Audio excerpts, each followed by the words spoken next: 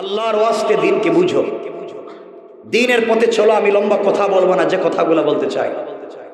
জোয়ান তোমাদেরকে বলছি, ভাই যুবক যারা আছো তোমাদের কথা আমি বলছি। আমি তোদের এক ভাই, তোমাদের ভাষায় কথা বলছি। আমিও চাইলে দাড়ি কেটে ফর্ম শেভ করে প্যান্ট শার্ট পরে আমিও সিনেমা হলে যাইতে পারি। দুনিয়া ঘুরে দেখেছি কোথাও শান্তি নাই। মজার স্বাদ একমাত্র নামাজের সেজদায়, আর কোনো জায়গায় নাই। তোমাদেরকে দুটো হাত জোড় করে বলছি, জোয়ান তোমরা নাকি আজকালকে প্রেম করো, তোমাদের নাকি প্রেমিকা আছে, তোমাদের নাকি গার্লফ্রেন্ড আছে, ঠিক না? ঠিক কয়, এটা ঠিক কয়। যুবক তুমিও প্রেম করো, আমিও প্রেম করি। আমিও যে প্রেম করিনি এটা নয়, কিন্তু তুমি ভুল জায়গায় প্রেম করেছ। জোয়ান তুমি যেই মেয়ের প্রেমে পড়েছ, তার চেহারা স্মার্ট, তার বডি বিউটিফুল, তার বয়স এক্সট্রা অর্ডিনারি করা। সে যখন টেলিফোনে তোমার সাথে কথা বলে, তখন বাতের প্লেট ফালাইয়া কুত্তার মতো দৌড় দেও। কথা বলেন না কেন? যুবক যেই মেয়ের প্রেমে পড়ে পড়ালেখা বাদ দিয়েছ, যেই মেয়ের প্রেমে পড়ে মা বাপের সঙ্গে খারাপ ব্যবহার শুরু করেছ, যেই মেয়ের প্রেমে পড়ে ফেন্সিডিল ইয়াবা ধরেছ, যেই মেয়ের প্রেমে পড়ে ফিতনা ফাসাদ আর বদমাইশি শুরু করেছ, যুবক তুই জানিস না যেই মেয়েকে নিয়ে যৌবনের তাড়নায় বিশাল একটা স্বপ্ন রাজ্যে তুমি বাড়ি বানিয়েছ, যুবক তুই জানিস না ওই মেয়ে যদি আগামীকালকে ঘুম থেকে উঠে সকালবেলা তোমার চাইতে স্মার্ট, তোমার চাইতে টাকাওয়ালা আরেকটা যুবককে পেয়ে যায়, হয়তো তোমাকে ভুলে যেতে এক মিনিটও লাগবে না। যুবক তুমি যেই মেয়ের প্রেমে পড়েছ, যার প্রেমে পড়ে 30 বছর বিদেশে থেকে পুরো পয়সা তার পিছনে খরচ করেছ, মাকে ভাল লাগে না, বাপকে ভাল লাগে না, মেয়ে যখন যা চাইছে তা দিয়েছ, তার জিন্দগির সব অপূরণকে পূরণ করেছ, দিন শেষে তাকে পেতে চাও। যুবক তুই জানিস না রাত জেগে জেগে যার সাথে কথা বললে, যুবক তুই জানিস না একটা দিন ইচ্ছা করে দেখ মেয়েটা হয়তো টেলিফোন ব্লক করে দিবে। যুবক আগামী কালকে যদি মেয়েটা আমেরিকান পাসপোর্টওয়ালা একটা যুবককে পায়, কানাডার আর ব্রিটিশ পাসপোর্টওয়ালা যদি কাউকে পায়, তোমাকে না জানাইয়া হয়তো চলে যাবে। জোরে বলেন ঠিক কিনা? রব আফসোস করে বলেছেন, ইয়া আইয়ুহাল ইনসান মা গাররাকা বিরাব্বিকাল কারীম। এই মানুষ কে তোদেরকে ধোঁকা দিয়েছে, কে তোদেরকে বিভ্রান্ত করেছে আমার মতো মহান রব থেকে?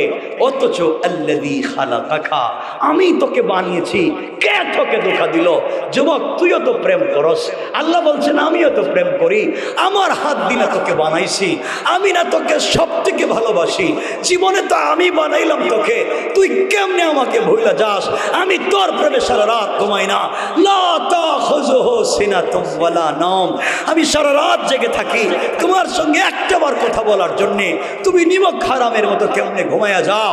এই জন্য আল্লাহ আমার রাসূলের সঙ্গে প্রেম করতেন, মাঝে মাঝে ডাক দিয়া বলতেন, ইয়া আইয়ুহাল মুদাসসির ইয়া আইয়ুহাল মুজাম্মিল, মাঝে মাঝে ডাক দিয়া বলতেন, কুম ফাআনজির ওয়া রাব্বাকা ফাকাব্বির ওয়া সিয়াবাকা ফাতাহহির, ওয়া চাদর ওয়ালা চাদর খোলো, ওয়া কম্বল ওয়ালা কম্বলের নিচ থেকে বের হও, ও কলিজা টুকরা প্রেমিক হাবিবুল্লাহ, তুমি আয়েশাকে নিয়ে কম্বলের নিচে, আল্লাহু আরশ ইস্তাওয়া, আমি আরশে আজিমে একা একা ভাল লাগে না, আমি না তোমাকে ছাড়া ভাল লাগে না, বন্ধু উঠো কম্বল ছেড়ে দাও, ঠান্ডা পানি দিয়ে ওযু করো, সিজদায় গিয়ে একটা বার আমাকে কলিজা ভরে সুবহান বলে ডাক দেও, আমি রব আরশে আজিমে থাকবো না, সাথে সাথে তোমার নামাজের জায়গায় হাজির হয়ে যাব।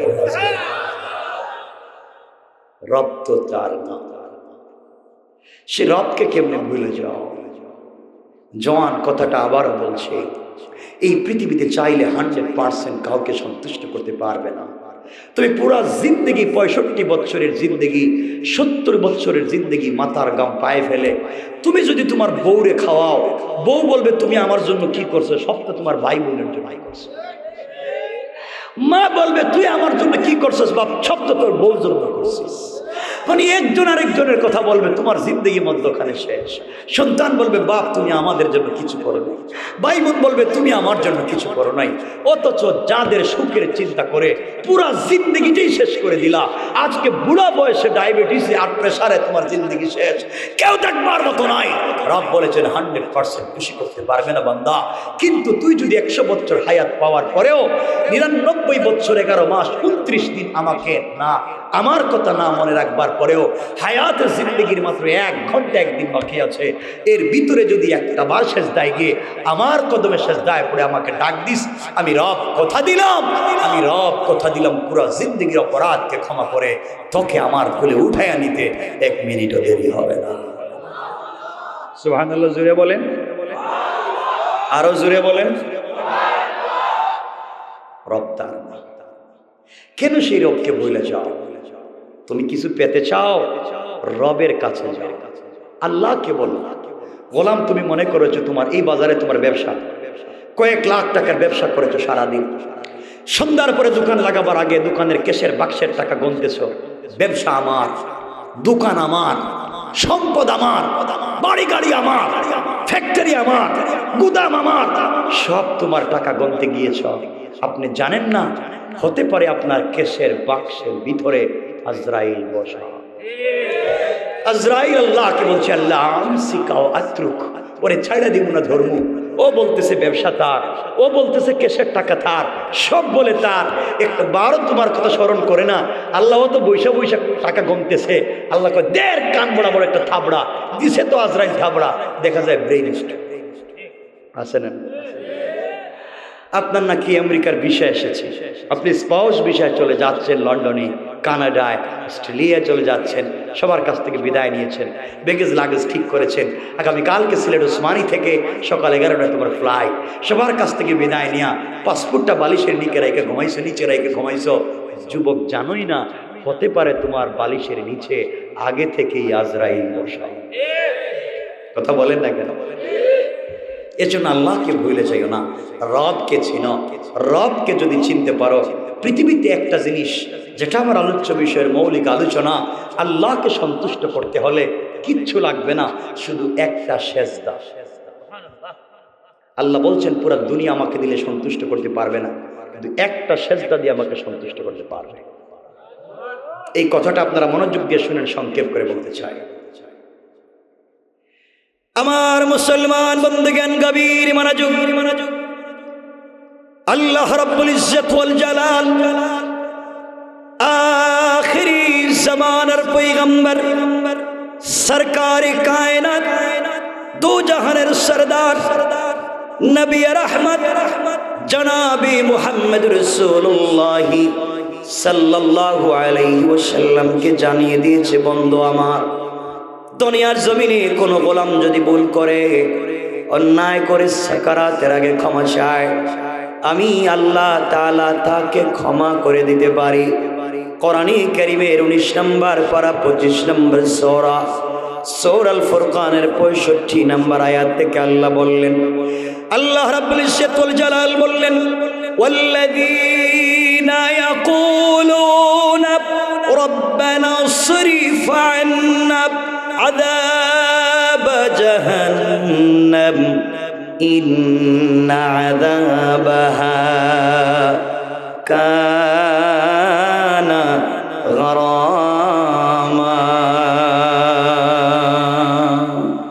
আল্লাহ রাব্বুল ইজ্জত ওয়াল জালাল বলেন, মুসলমানেরা, এই দুনিয়ার জমিনে যারা আমি আল্লাহর গোলাম দাবি করবে, যারা নিজেকে আশিক রাসূল দাবি করবে, আমার গোলাম ইন্তেকালের আগে, সাকারাত শুরু হয়ে যাওয়ার আগে, কারাগারা শুরু হয়ে যাওয়ার আগে, কবরে চলে যাওয়ার আগে, মালাকুল মউত আজরাইল পৌঁছে যাওয়ার আগে, সাদা কাপড়ে প্যাকেটিং হয়ে যাওয়ার আগে, আমার যে গোলাম গোটা জিন্দগি অপরাধীর বোঝা মাথায় নিয়ে স্বীকার করে আমার কদমে যখন সেজদায় পড়ে কান্নায় ভেঙ্গে পড়বে, আমি আল্লাহ তাআলা ওয়াদা দিলাম, গোলাম রে, তওবা করতে দেরি হবে গোলাম, আমি আল্লাহ আমার জিম্মাদারিতে মাফ করে জান্নাতি বলে ফয়সালা করে দিতে আমি আল্লাহর 1 মিনিটও দেরি হবে না। পড়েন সুবহানাল্লাহ। এই কথা কেন সহজ করে বলি? আল্লামা জুলফিকার নকশবন্দি খুতুবাতে জুলফিকারে চমৎকার করে ছোট্ট একটা ঘটনা নিয়ে এসেছেন। আল্লাহ তাআলা সৃষ্টির মধ্যে যখন সর্বপ্রথম জিবরিল আমিনকে তৈরি করলেন, শুধু জিবরাইল আর কিছুই তৈরি করেন নাই। জিবরাইল আল্লাহকে ডাক দিয়ে বলছেন, আল্লাহ তাআলা, আমি চাই এই পৃথিবীতে কোনোদিন যেন আপনি আমার উপরে সন্তুষ্ট না হন। আপনাকে আমি হারাতে চাই না, আপনি কষ্ট পান এমন কোনো কাজ করতে চাই না। আয় আল্লাহ তাআলা, আমি চাই সৃষ্টির মধ্যে একমাত্র আমি তোমাকে ভালোবাসবো। আমি জিন্দেগিতে কষ্ট দিব না। কি করলে তোমাকে পাওয়া যায় আমি তোমার কাছ থেকে জানতে চাই। আল্লাহ রাব্বুল ইজ্জতুল জালাল বললেন, জিবরাইল, আমি যা তৈরি করেছি আর যা তৈরি করি নাই, আরশ, কুরসি, লৌহ কলম, জান্নাত, জাহান্নাম, জিন্নাত, ইনসান, ফেরেশতা, আমি যা তৈরি করলাম আর যা তৈরি করি নাই সব যদি তুমি আমাকে দেয়া দাও, জিবরাইল আমাকে সন্তুষ্ট করতে পারবা না। জিবরাইল আল্লাহকে ডাক দিয়ে বলছেন, আল্লাহ তাআলা, আমি জানতে চাই, বলেন না কি করলে সন্তুষ্ট করা যাবে। আল্লাহ বললেন, জিবরাইল, আরশ, কুরসি, লৌহ কলম, জান্নাত, জাহান্নাম, জিন্নাত, ইনসান, ফেরেশতা যা আছে সব যদি একদিকে রেখে দে, আর কোন সৃষ্টি, কোন গোলাম যদি আমার কদমে একটাবার সেজদায় পড়ে যায়, ওই একটা সেজদার মাধ্যমে আমি আল্লাহকে 100% সন্তুষ্ট করা যায়। জিবরিল আমিন বলছেন, আল্লাহ তাআলা, অবশ্যই আপনাকে আমি সন্তুষ্ট করতে পারবো। এই বলে জিবরিল আমিন আল্লাহর কদমে সেজদায় পড়ে গেলেন। আল্লামা জারুল্লাহ জামাখশরী তাফসীরে কাশাফে চমৎকার করে ছোট্ট করে দুটা বর্ণনা নিয়ে আসলেন। তিনি বললেন, কেউ বলেছে জিবরিল আমিন সেজদায় পড়ে গেলেন একাধারে 30,000 বছর, আর কেউ বললেন জিবরিল আমিন সেজদা করলেন 30 লক্ষ বছর। একাধারে আল্লাহর কদমে 30 লক্ষ বছর সেজদা করবার পরে আল্লাহ রাব্বুল ইজ্জতুল জালাল বললেন, জিবরাইল রে, এবার মাথা উঠাও, আর কতদিন এইভাবে একাধারে রাত দিন সেজদায় পড়ে থাকবা? জিবরিল আমিন মাথা উঠালেন, আল্লাহকে ডাক দিয়ে বলছেন, আল্লাহ তাআলা, আমি জানতে চাই আপনি আমার উপরে সন্তুষ্ট হলেন কিনা। আল্লাহ ডাক দিয়ে বলছেন, জিবরাইল রে, তুমি যদি প্রশ্নের জবাব আমার কাছ থেকে নিতে চাও, আমার আরশে আজিমের দিকে একটাবার তাকাও, আরশে আজিমের ফলকার গেটের দিকে একটাবার তাকাও। জিবরিল আমিন আল্লাহ তাআলার আরশে আজিমের দিকে লক্ষ্য করলেন, ওদিকে তাকায়া দেখে ওখানে স্মার্ট করে ডিজাইন করে লেখা আছে, ওখানে লা ইলাহা ইল্লাল্লাহু মুহাম্মাদুর রাসূলুল্লাহ।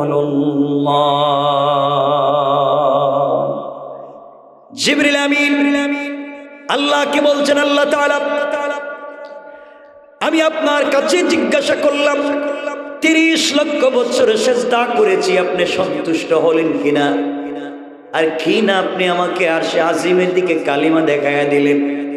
আমার জানার সঙ্গে তো কালিমার কোনো সম্পর্ক নাই। আল্লাহ বললেন, জিবরাইল রে, আছে না নাই সেটা আমি জানি, আমি খুলে বলছি। জিবরাইল, এই যে কালিমা তোমাকে দেখায়া দিলাম, সরকারে কায়নাত, দু জাহানের সরদার, নবী রহমত, হাবিবুল্লাহ, যাকে উপলক্ষ করে আমি আল্লাহ সব তৈরি করেছি, সেই সরকারে কায়নাত হাবিবুল্লাহ যিনি হবেন আখিরি জামানের রাসূল, আমি আল্লাহ তাকে কালেমা উপহার দিতে চাই। আর তার উম্মতেরা, আখিরি জামানার গোলামেরা প্রত্যেকটা দিন কমপক্ষে 5 ওয়াক্ত নামাজ ফরজ পড়বে। কত ওয়াক্ত? 5 ওয়াক্ত নামাজ ফরজ পড়বে। 5 ওয়াক্ত নামাজে কমপক্ষে 17 রাকাত সালাত ফরজ পড়বে। কত রাকাত? ফজরের নামাজ 2 রাকাত, জোহরের নামাজ 4 রাকাত, কত হলো? আসরের নামাজ 4, কত? মাগরিবের নামাজ 3, কত? ইশার নামাজ 4, কত হলো? 17। আল্লাহ বলতে চাইলেন, জিবরাইল, আমার আখিরি জামানার গোলামেরা প্রত্যেকটা দিন কমপক্ষে 17 রাকাত সালাত ফরজ পড়বে। প্রত্যেকটা রাকাতই কমপক্ষে 2টা করে সেজদা করবে, প্রত্যেকটা সেজদায় কমপক্ষে 3 বার করে সুবহানা রাব্বিয়াল আলা পড়বে। আমার যে গোলাম সেজদার মধ্যে গিয়ে একবার পড়বে সুবহানা রাব্বিয়াল আলা, আমি পবিত্র, আমি বড়, এই কথা স্বীকার করে একবার বলবে, জিবরাইল তুমি 30 লক্ষ বৎসর সেজদায় পড়ে যেই মর্যাদা শান মানের মালিক হতে পারলা না, আমার আখিরি জামানার গোলামেরা সেজদায় গিয়ে যখন একবার পড়বে সুবহানা রাব্বিয়াল আলা, তার ওই একবারের সুবহানা রাব্বিয়াল আলায় যেই মর্যাদা হবে তোমার 30 লক্ষ বৎসরের সেজদার চাইতে দামি হয়ে যাবে। আল্লাহু আকবার। সুতরাং আল্লাহকে পাওয়ার একটা চমৎকার পদ্ধতি হচ্ছে আল্লাহর কদমে সেজদা, আল্লাহর কদমে সেজদা। 11:30 হয়েছে না কি? হ্যাঁ কি রে, যাওয়া লাগবে অনেক দূরে। আপনাদের অসুবিধা হইতেছে? অসুবিধা হচ্ছে না যাদের দেখি হাত তুলে? হইতেছে না? কি কয় না? সবাই বলেন লিল্লাহি তাকবীর। এই অবস্থা আমি একাই দিতে পারি, মাইক ছাড়া তো আরো জোরে আওয়াজ দিতে পারতাম। জোরে বলেন নারে তাকবীর। এই আওয়াজ হইতো, আওয়াজ রাখতে দিন, আওয়াজ করে বলেন নারে তাকবীর। কষ্ট হচ্ছে না তো? আপনাদের কথা রাখছি, এর অর্থ এটা না যে লম্বা করে সালাম, কথা রাখছি কিন্তু রেখে দিম হঠাৎ। কথা মনোযোগ দিয়ে শোনেন, সামনের কথা আরো গুরুত্বপূর্ণ। তাই এতক্ষণ বলছি সামাজিক অবক্ষয়, শুরু থেকে 1 ঘন্টা যা বলছি সামাজিক অবক্ষয়।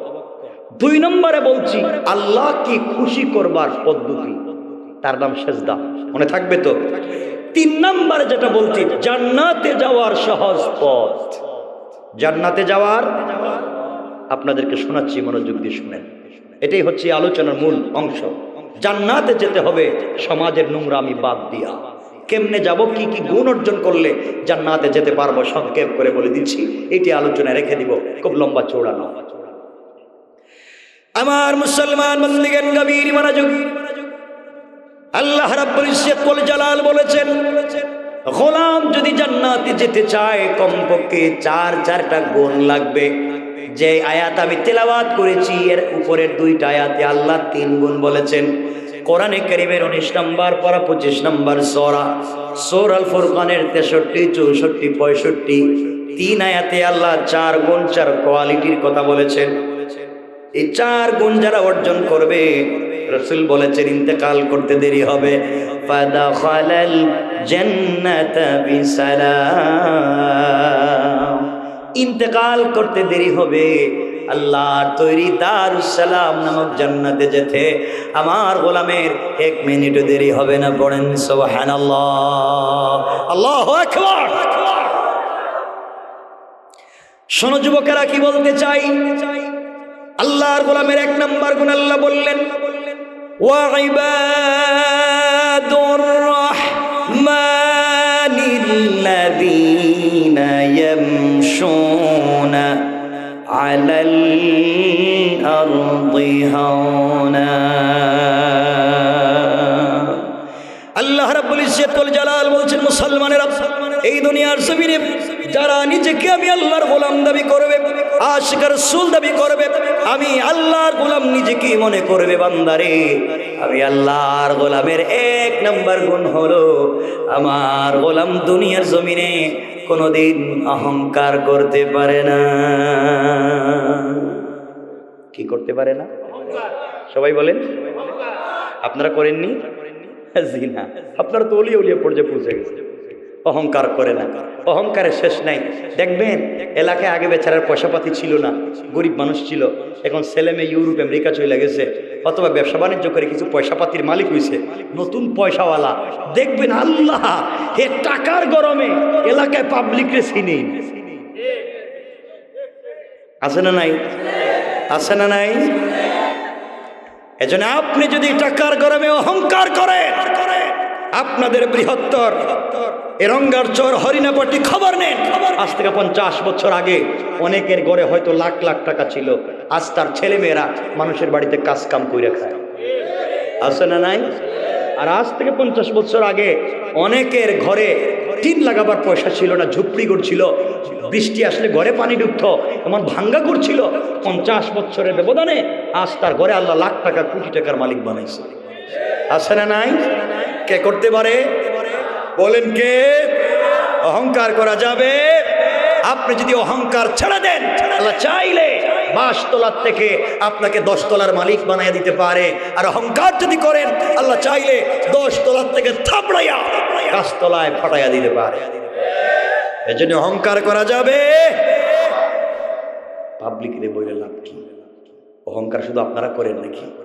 আমরাই তো যে বাপ ধরি যে অহংকার রাগ করে না, কিন্তু আগে হাত জোড় করে বলতেছি, আমি যা বাস্তব তা বলি। দেখবেন এলাকায়, এই এলাকায় হয়তো নাই, আমি জানি না, অন্য এলাকায় আছে। দেখবেন এলাকায় যদি কেউ একটু বড় হুজুর হয়ে যায়, এলাকার বড় হুজুর, তিনি আর পাবলিকরে সালাম দেন না। কথা কোন নাকি? আমি বড় হুজুর, আমি সালাম দিব কেরে? আমারে সালাম দেন। বড় হুজুরে সালাম দিলে জবাবও দেন। কথা বলেন, বড় হুজুরের দিকে যাইতেছে, আপনি শুনছেন বড় বড় হুজুরদের সঙ্গে মুসাফা করলে সগীরা গুনাহ মাফ হয়। আপনি বললেন হুজুর একটু মুসাফা, সগীরা গুনাহ মাফ হয় না? আমার ঠান্ডা লাগতেছে, হাত দিতেছে না, ঠান্ডা লাগতেছে। কিন্তু মুসাফার সময় যদি বড় হুজুরের হাতে মুসাফার সময় কিছু হাদিয়া দিতে পারেন, হাদিয়া, হাদিয়া বুঝেন আল্লাহ, হাদিয়া বুঝেন? মুসাফার সময় যদি বড় হুজুরের হাতে কিছু হাদিয়া দেন, থ্যাংক ইউ, ভেরি গুড, আবার আইসো আরো দিও, কথা বলেন না কেন? কি আর আপনি বড় হুজুর? হ্যাঁ, কি শুরু করছেন সমাজে? কষ্ট পাইতেছে বুধেরা, কষ্ট পাইলে কি বলছেন না নদীর এটা পার পারিয়া যাই না, জিন্দিগিতে ঢুকতাম না, এবারে যাই। এজন্য আল্লাহর ওয়াস্তে অহংকার করা যাবে? সবাই বলেন যাবে? 1 মিনিট একটা কথা বলি। এই বছরে তুরস্ক একটা বড় ভূমিকম্প হয়েছিল, মনে আছে আপনাদের? 10 তলা বাড়ির মালিক, 10 তলা, 5 মাসের করোনার কারণে 8 মাসের বাড়ির ভাড়া দিতে পারে নাই। এই জন্য বাড়িওয়ালা বাড়ির ভাড়াটিয়ারে বাইর করে দিয়েছিল, 2টা বাচ্চা সহ। ভাড়াটিয়া একটা তাঁবুতে থাকে, কয়েকদিন পরে দেখে তার তাঁবুর পাশে যে তাঁবু, এটা তার মালিকের। 10 তলা বাড়ি তার হের, যে গেল মালিক, আমি না ভাড়াটিয়া ছিলাম, আমি এখন তাঁবুতে আসছি, আমি টাকা দিতে পারলাম না, বাইর করে দিয়েছেন, আপনি এখানে আইসেন কেন? ভূমিকম্প আমার 10 তলা ভেঙে গেছে। বোঝা গেল আপনি একজনকে বাইর করে দিয়েছেন আর আল্লাহ আপনারে বাইর করে দিয়েছে, ঠিক কিনা বলেন? যেন অহংকার করবেন না, কখন কারে কোন জায়গায় নামাই দিব আল্লাহ বুঝতেই পারবেন না। আল্লাহর রাস্তা, আল্লাহর গোলামের 2 নাম্বার গুণ আমার আল্লাহ বললেন, শুধু সংক্ষেপ করে যাচ্ছি, এখন বলছি না অহংকার করলে ক্ষতি কি, অহংকার ছেড়ে দিলে লাভ কি। এই ওয়াজ করলে লাগবে 2.5 ঘন্টা, এজন্য শুধু নাম বলে দিলাম, অহংকার করা যাবে না। 2 নাম্বার গুণ আল্লাহ বললেন, ওয়াইদা খাতাবাহুমুল জাহিলুনা ক্বালু সালামা। আল্লাহ রাব্বুল ইজ্জত ওয়াল জালাল বলছেন, মুসলমানেরা, এই দুনিয়ার জমিনে যারা নিজেকে আমি আল্লাহর গোলাম দাবি করবে, আশিক রাসূল দাবি করবে, আমি আল্লাহর গোলাম নিজেকে মনে করবে, আমি আল্লাহর গোলামের 2 নাম্বার গুণ হলো, আমার গোলামকে কেউ গালি দিলে গালির জবাব দিবে না, আঘাত করলে আঘাতের জবাব দিবে না, গীবত শিকায়াত করলে জবাব দিবে না, বরং আমি আল্লাহর গোলামকে দুনিয়ার জমিনে কেউ যদি গালি দেয়, গালির জবাবে আমার গোলাম গালি না দিয়া ওই ব্যক্তির জন্যে শান্তি আর সালামতির দোয়া করে যায়। পড়েন সুবহানাল্লাহ। আল্লাহর গোলামের 2 নম্বর গুণ, গালি দেওয়া যাবে? জোয়ানেরা কিছু কও না, গালি দেওয়া যাবে? আর আপনারা তো গালির উপরে পিএইচডি করে বুঝলেন, গালি দেওয়া যাবে না। কেউ যদি গালি দেয়, আমরা বিনিময়ে গালি দিব না, তাকে কি দিব?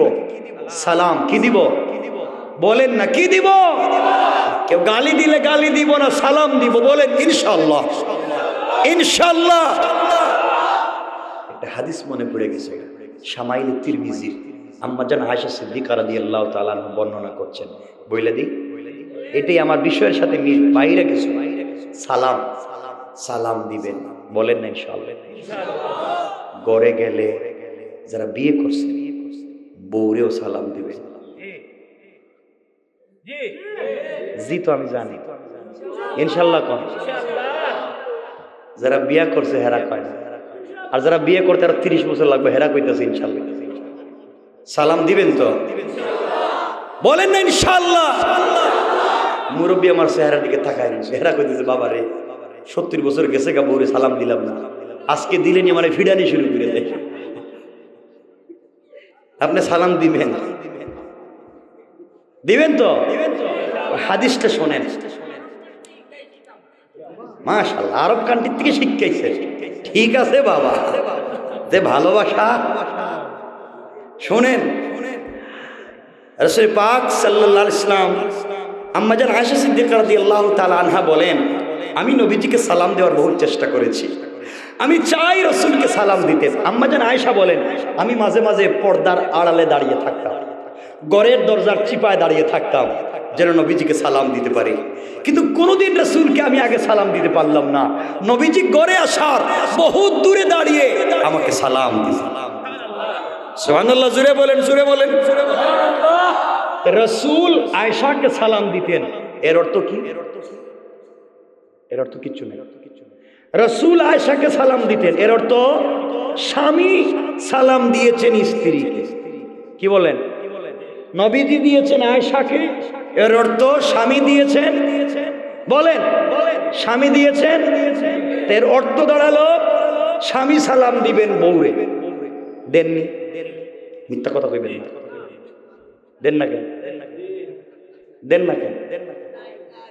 নাই তো তোমার কইছে কেডা? যার আছে হেরেই তো কইতেছি। সালাম দিবেন তো? সালাম দেন না কেন? লজ্জা লাগে? বউরে সালাম দিতেছে লজ্জা। ওরে আল্লাহর লজ্জা রে। আর পিড়াইবার সময় লজ্জা কই যা? বউরে যখন পিড়ান সালাম দিবেন। আজকেই ঘরের দরজায় গিয়ে দাঁড়াইয়া বলবেন, বউ আসসালামু আলাইকুম ওয়া রাহমাতুল্লাহ। বউ কই, বৌমা এরে আজকে কোন ভূতে ধরবো? আপনি বলবেন ভূতে ধরে না, হুজুর ওয়াজ করছে আর আমি সুন্নাত আদায় করছি। সালাম দিবেন।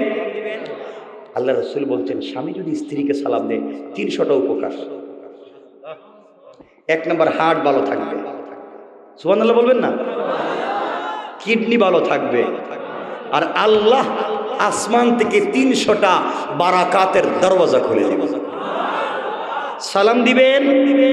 বলেন না ইনশাআল্লাহ। নাহলে এমন ওয়াজ করে দিব আর ঘরে ঢুকতে পারবেন না।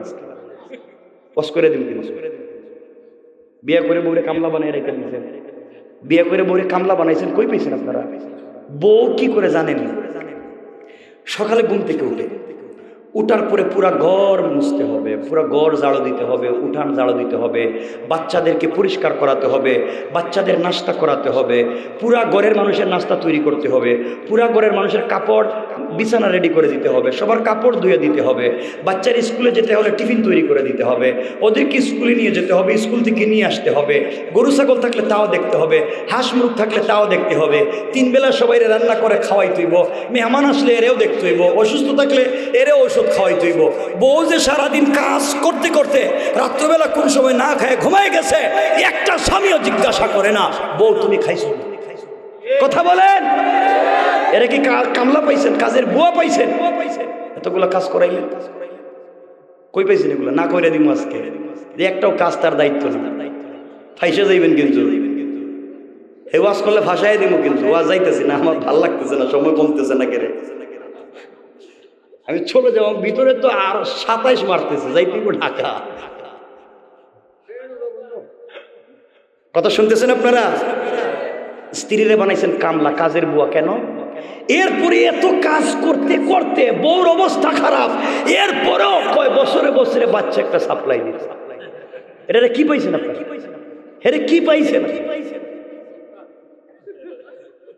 এগুলো করবেন না, স্ত্রীর সাথে অন্যায় করবেন না ইনশাআল্লাহ। মাঝে মাঝে বাসায় গেলে বউরে, হাদিসের কথা বলছি, সামাইলে তিরমিজি খুলে দেখেন না, মাঝে মাঝে স্ত্রীরে নিজের হাত দিয়া মুখে উঠাইয়া খাওয়াইয়া দিয়ে, বড় নাকি তারা কিছু কয় না, খাওয়াবেন তো। মুরব্বীরা হাসতেছে গেলে, এদের সমস্যা কি হয়েছে?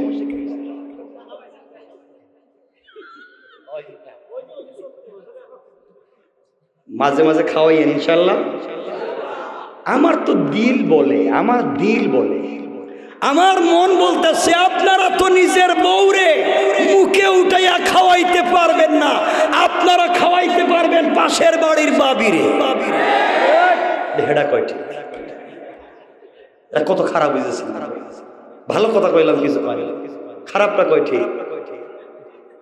বিয়ে করছে একটারে খাওয়াইবো আরেকটা,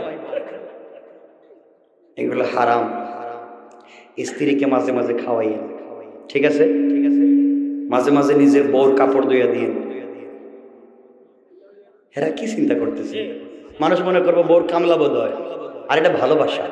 আমার রাসূলের ঘরে টাকা ছিল না, পয়সা ছিল না, বাড়িঘর ছিল না, এয়ার কুলার এর কন্ডিশন ছিল না, টাইলস সিরামিক ছিল না, কিচ্ছু ছিল না, কিন্তু আম্মা জান আয়েশার ঘর প্রেম মোহাব্বত আর ভালোবাসায় ভরা ছিল। সুবহানাল্লাহ। আম্মা জান আয়েশা বলেন, আমার মনে পড়ে না কোনোদিন আমার হাত দিয়ে খাবার খেয়েছি। রাসূল তার পুরো জিন্দগিতে আমাকে খাইয়ে দিয়েছেন আর আমি তাকে খাইয়ে দিয়েছি। কেমন ভালোবাসা ছিল, কেমন ভালোবাসা ছিল। মাঝে মাঝে ওই কথা বলে আমার 1 ঘন্টা চলে যাবে, দিকে যাইতেছি না। মাঝে মাঝে আম্মা জান আয়েশাকে বিনোদন করতেন, ঘুমায় গেলে কুলে করে উঠিয়ে বিছানার নিচে রাইখা দিতেন। কেমন ভালোবাসা ছিল তাদের। আর আমাদের তো ভালোবাসা নাই, কারণ বউরাও খারাপ হয়ে গেছে। এদের কথা কইলে তো আরো খারাপ, মুসিবতে পড়ে যাবে। এরাও খারাপ হয়ে গেছে। এরা দেখবেন সারাদিন যে কাপড় পরে গরু ছাগল ধোয়াধুয়ি করে, বাসা বাড়ি মুছামুছি করে, বাচ্চারে খুলে নেয়, গামের গন্ধ, এই কাপড়টা পরেই রাত্রবেলা স্বামীর কাছে বস্তার মতো শুয়ে থাকে। কথা বলেন না? আর যেটা খুব দামি কাপড়, খুব স্মার্ট, এটা পারফিউম দিয়ে রাইখা দেয় ওই দুলে বাড়ির সঙ্গে মার্কেটে যাওয়ার জন্য। ঠিক কিনা জোরে? ঠিক কিনা? এটা কি? এর জন্য সবগুলো মিলিয়ে রাখতে হবে, অন্যায় করা যাবে না। আল্লাহ আমাদেরকে হেফাজত করে, বলেন আমিন। কথা বলতে তো বহুত কথা চলে আসতেছে। মাঝে মাঝে স্ত্রীর নৌকে, হাতে পায়ের নৌকে মেহেদি লাগাইয়া দিবে, কালারিং করে দিবে। হ্যাঁ, মাঝে মাঝে ঘুরতে লইয়ে যাইবে। কিছু কয় না কেন? ইনশাল্লাহ কয় না। ভাল লাগে না? না। আর আরেক বেচারার বউরে নিয়ে বাদাম খাইতে গিয়ে বাক বাকুম করো, ওটা ভাল লাগে। নিজের বউরে ভাল লাগে না, নিয়ে যাইবা। মাঝে মাঝে নিজের স্ত্রীর মাথার চুলে কালারিং করবা, কালার ডিজাইন করো, চুলে কালারিং দিবা। এদিকে 5টা কালার, এদিকে 5টা আরেক কালার, ঠিক না? না না করে ঘটনা কি? তা ঘটনা কি? ওরে বাবা, বাপরে বাপ, ভালোবাসা দেখছেন? তেল মাখাইয়া দিব, দেখছেন নি? চাচা তো পুরো জুয়ান, তেল মাখাইয়াও দিবেন, চুল কালারিং কইরা দিবেন। চুল কালারিং করা এটা হারাম না। আবারও বলছি, স্ত্রীর চুল কালার করা হারাম না, শুধু কালো ছাড়া। কালো ছাড়া সকল কালার জায়েজ। আমি বলছি না আপনার স্ত্রীর চুলকে 10-15 কালার কইরা সেন্ডু গেঞ্জি আর 3/4 প্যান্ট পরাইয়া রাস্তায় নিয়ে বাইরে হইতে আমি বলছি না।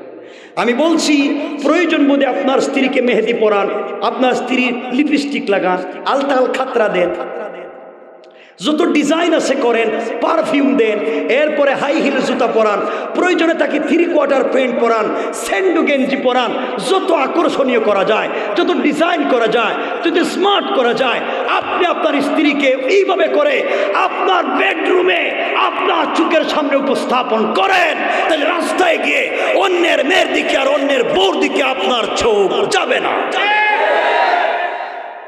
এদের স্ত্রীকে ভাল লাগে না, এই যে রাস্তায় গিয়ে আরেকজনের বউর দিকে তাকান, আরেকজনের মেয়ের দিকে তাকান। আপনার স্ত্রীকে এভাবে তৈরি করে নিজের সামনে, তো আরেকজনের দিকে চোখ যাইতো না। চাচা বুঝছেন নি? থ্যাংক ইউ বাবা, একজন বুঝলেন।